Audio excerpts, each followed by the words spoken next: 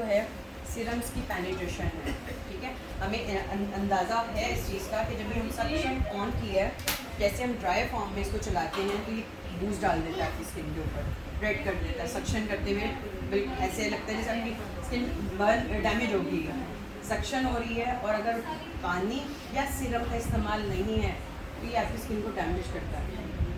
हमें इस चीज़ का अंदाज़ा नहीं हो रहा था कि हम इसको विदाउट वाटर या विदाउट सिरम अगर हम इसकी एप्लीकेशन कर रहे हैं, सक्शन कर रहे हैं, इसमें आपकी स्किन को पील करना है, पील के साथ साथ स्किन को ओवर ड्राई कर देगा, पैच डालेगा, बूस्ट डालेगा, लाइंस पड़ जाती हैं। जब लास्ट टाइम क्लाइंट इतना इरिटेट हो जाता है कि आपने मेरी स्किन ख़राब कर दी है। अगर वाटर या सिरम के बगैर ये काम कर रहा है तो आपकी स्किन को डैमेज करेगा, बूस्ट डालेगा। 1 या 2 दिन मेंटली क्लाइंट डिस्टर्ब हो जाता है। अच्छा, मज़े की बात बताऊँ, जब बूस्ट डल जाता है ना स्किन सक्शन के दौरान, वहाँ से स्किन ज़्यादा क्लीन होती है। पेन प्रोसेस होता है, पील होती है क्लाइंट की स्किन, लेकिन वो 2 या 3 दिन बाद जब मेंटेन होती है ना, नॉर्मल अपनी स्किन पे आती है तो बहुत अच्छी लुक दे रही होती है। लेकिन इन टाइम क्लाइंट बड़ा पेन लेके जाता है आपको कि मेरी तो स्किन की तबाही करके रख दी आपने, इस पर मुझे दर्द भी हो रहा है, मुझे बताएं मैं इस पर क्या लगाऊँ। फौरी जो रिएक्शन होगा क्लाइंट का। लेकिन आफ्टर 2 डेज़ स्किन के ऊपर ना तो कोई निशान रहता है इसका, क्लीन हो जाता है, स्किन रेड होती है, रेड होने के बाद वो थोड़ा सा ब्लू की तरफ जाएगी, नील, जैसे नील पड़ जाते हैं, तो वो सिर्फ नील फॉर्म, और जैसे जैसे वो ख़त्म होता है तो स्किन नॉर्मल हो जाती है। लेकिन वक्ती क्लाइंट आपको बहुत तकलीफ देता है कि मुझे ये कर दिया, क्या दिया, क्या कर दिया, मैं क्या करवाना। हाँ, मैं करवाने की आई थी, मुझे हाइड्रा से रिजल्ट सिर्फ और सिर्फ ये फर्स्ट ट्रीटमेंट के दौरान। अक्सर लोग इससे डरते हैं। वो यही है ना कि हमें एक तो इसके वाटर एयर का प्रेशर का नहीं हमें आइडिया होता। मेरी स्किन सेंसिटिव है, आपकी स्किन थोड़ी सी और, इनकी स्किन थोड़ी सी और मैच्योर होगी। हमें अकॉर्डिंग टू स्किन अगर हम इसका एयर कंट्रोल कर लेते हैं, जब हम काम कर रहे होते हैं तो सक्शन में 2 से 3 दफ़ा चेक करती हूँ। स्टार्टिंग फोरहेड से ही अगर आप ले लेते हैं तो उसमें आपकी स्किन बहुत अच्छे से बेयर कर सकती है, बर्दाश्त करेगी।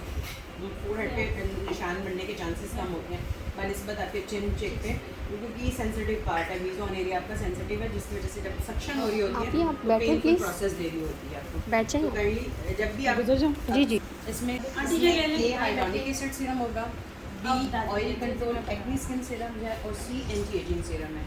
हम क्या करते हैं, अच्छे रिजल्ट्स के चक्कर में तीनों सीरम इस्तेमाल करते हैं, जबकि अकॉर्डिंग टू स्किन अगर वाइटनिंग चाहिए तो ए, एक्नी को ट्रीट कर रही है तो बी, एंटी एजिंग को ट्रीट कर रही है तो विटामिन सी सीरम।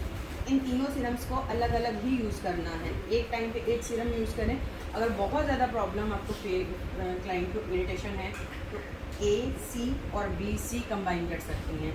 ए और बी कंबाइन नहीं करना, एक स्किन पे एक टाइम पे दोनों सीरम नहीं देना। बी और सी कर सकते हैं, ए और सी कर सकते हैं, बी और सी कर सकते हैं। सी ऑलराउंडर है आपका, सी यंग स्किन पे भी आप दे सकते हैं, वो विटामिन सी है, इसका साइड इफेक्ट नहीं होता।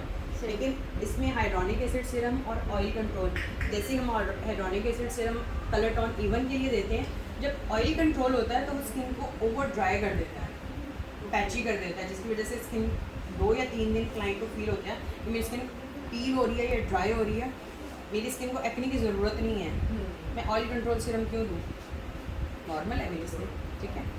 अगर स्किन को एक्ने इश्यूज़ हैं तो बी ऐड करें, अगर नहीं है तो आप प्लीज़ उसको स्किप कर दो, कोई इशू ज़रूरी नहीं है। तो अकॉर्डिंग टू स्किन हमारे तीनों सीरम्स यूज़ होते हैं, सिर्फ और सिर्फ अब्रीजन के साथ। क्लियर है अब्रीजन। नेक्स्ट टूल हमारा जो है वो है स्क्रबर। स्क्रबर बेसिकली पील करता है आपकी स्किन को। बहुत सारे लोग इसको मसाजर कहते हैं, ये मसाजर नहीं है, ये मसाज नहीं करेगा, ये आपकी स्किन को पील करेगा। अगर नहीं तो आप इसको ट्राई करके देखिएगा। जब इसको हम ऑन करते हैं इसमें हीट और साथ साथ इसकी इंटेंसिटी जैसे हम बढ़ाते हैं उसमें कलर की फीलिंग भी आती है और लाइक इसमें वाइब्रेशन भी है।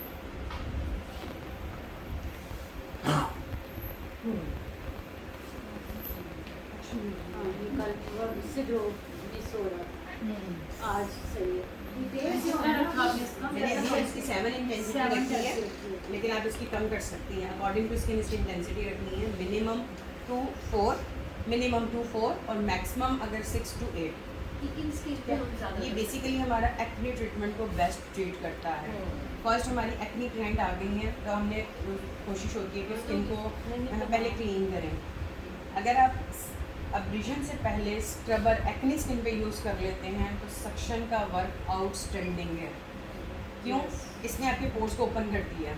आपके जितने भी ब्लड डेड स्किन के अंदर एक्टिव पार्ट्स थे, एक्नी के पीक वाले दाने थे जो ब्लड वाले शेप में थे, आप उसको क्लीन कर देते हो इसके साथ। बहुत अच्छे से क्लीन करोगे।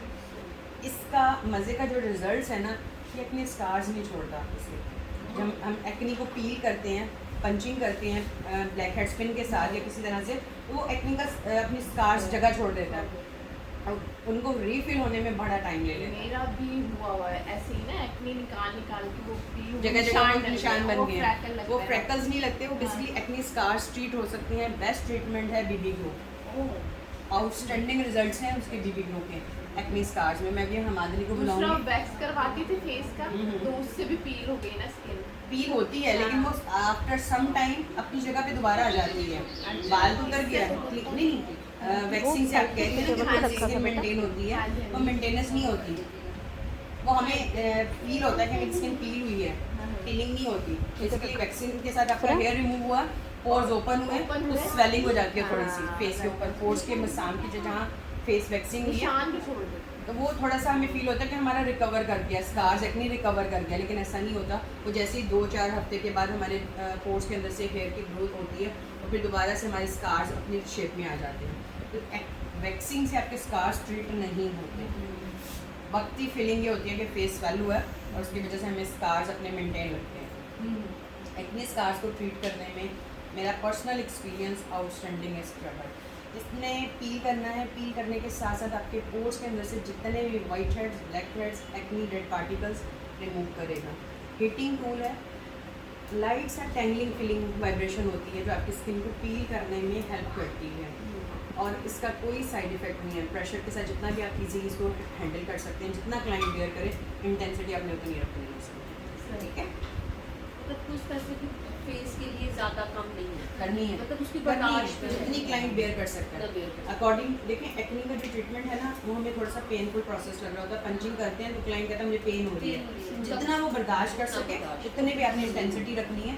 ये नहीं कि 8-10 महीने कह दिया तो 8-10 पे रखनी किसी को है। एक्ने नहीं है, नॉर्मल स्किन है, whitening white heads, black heads उनके भी हैं, हाँ। नोज के ऊपर भरे हुए होते हैं। तो आप प्रेशर के साथ, इंटेंसिटी के साथ उसका जितना क्लाइंट बेयर करे आप उतना पे कर सकते हैं। जैसे हम मसाज करते हुए प्रेशर देते जब हैं, मसाज, से पूछते ये हैं। भी मसाज नहीं है, हाँ। उसको बाकायदा हम पील करते हैं। नहीं, हल्का सा बास रबड़- क्लाइंट की होती है कि हमें जोर से किया जाए, बास कहते हैं हमें ये हल्का सा भी किया हाँ, जाए। जितनी बर्दाश्त में है उतना प्रेशर के साथ आप अपने स्किन के ऊपर काम कर सकते हैं। सर, ठीक है, और अगर ज़्यादा इंटेंसिटी हो जाए या कुछ बर्निंग हो जाए क्लाइंट का, तो सिर्फ और सिर्फ इसको अपने इंटेंसिटी को कम करना है।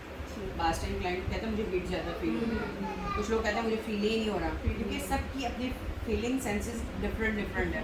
कुछ लोगों को हल्की सी चुटकी मारे तो नील पड़ जाता है, कुछ लोगों को जितना मर्जी पंच करते रहो कुछ भी फीलिंग नहीं आ रही होती। तो ये हर इंसान की अपना मेंटल लेवल, अपनी सेंसिटिव वो कितना बेयर कर सकता है, जितना वो बर्दाश्त करे अपने अपने खुद इंटेंसिटी। ओके, चाय पीना पड़ेगा। मैं ले लेती हूँ, ओपन पोर्स को क्लोज करेगा अकॉर्डिंग टू स्किन। इसमें हम सीरम लेते हैं।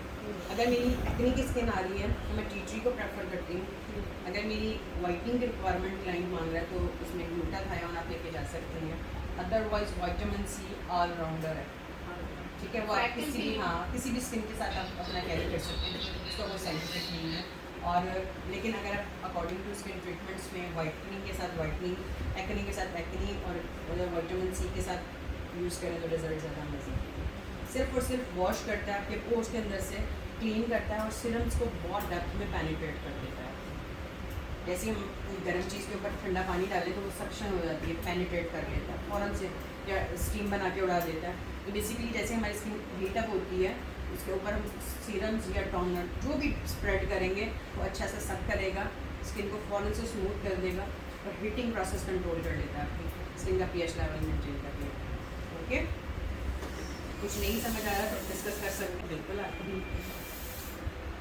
अच्छा, इसमें क्या होता है, ब्लीचिंग प्रोसेस सिर्फ और सिर्फ आपके हेयर को कलर दे देता है, गोल्डन कलर कर देता है, ब्लैक से गोल्डन हो जाता है।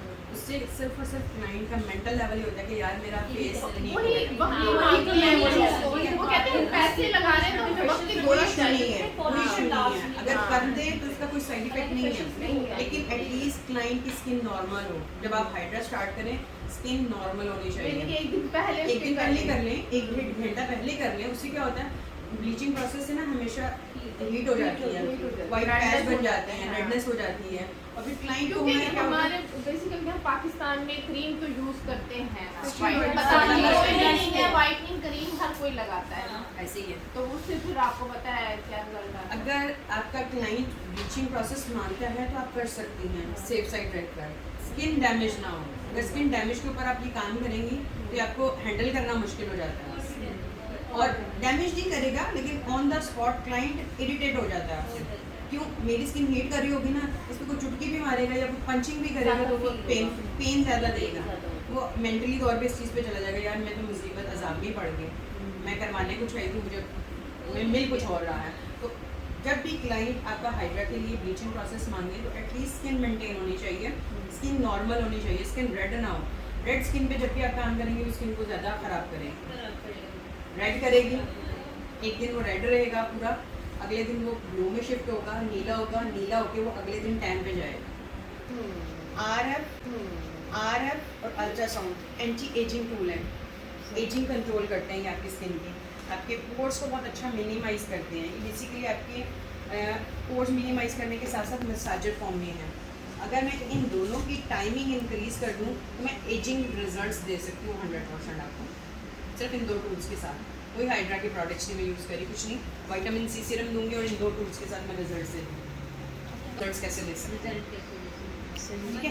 हमें अपने टूल्स को समझना ज़रूरी है कि मेरे टूल्स की वर्किंग क्या है। अच्छा ये दोनों टूल्स जो आएंगे हम एक्ने स्किन पे एक्ने स्किन पे फर्स्ट सेटिंग पे एप्लीकेशन 2-2 3-3 मिनट देंगे बस, ठीक है, मतलब ये तेल के लिए देना ज़रूर है, ठीक है। थोड़ा ना।